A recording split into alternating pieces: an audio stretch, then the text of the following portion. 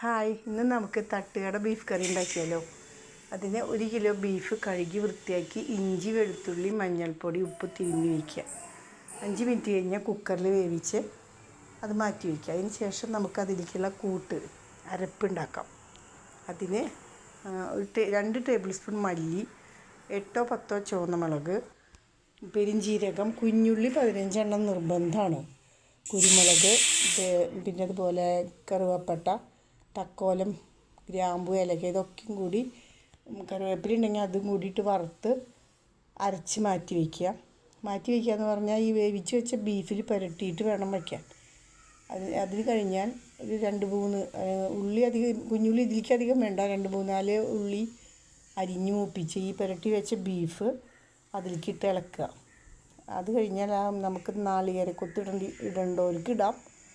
അതിട്ട് ഇളക്കി അടച്ച് വയ്ക്കുക. അതിന് ശേഷം നമുക്കൊരു വലിയ സവാളയോ അല്ലെങ്കിൽ 2 ചെറിയ സവാള ആണെങ്കിൽ 2 അത് എങ്ങനെ നമുക്ക് ഇഷ്ടമുള്ള രീതിയിൽ നുറുക്കി ഈ ബീഫിൻ്റെ മൂടി തുറന്ന് പരത്തി വയ്ക്കുക. ചുറ്റും ഇങ്ങനെ നിരത്തിയും പരത്തിയൊക്കെ വയ്ക്കുക. എന്നിട്ട് ഗ്യാസ് ഓഫ് ചെയ്യുക, അടച്ച് വയ്ക്കുക. അടച്ച് വെച്ചതിന് ശേഷം പിന്നീട് നമുക്ക് ചൂടോടുകൂടി ഉപയോഗിക്കുമ്പോൾ തുറന്നാൽ മതി. അപ്പം നല്ല ടേസ്റ്റ്, ശരിക്കും തട്ടുകട ബീഫിൻ്റെ സ്മെല്ലും ടേസ്റ്റുമാണ്. അപ്പോൾ അത് കഴിച്ച് നോക്കി അല്ലെങ്കിൽ ഉണ്ടാക്കി നോക്കിയിട്ട് അഭിപ്രായം പറയൂ. ബായ്.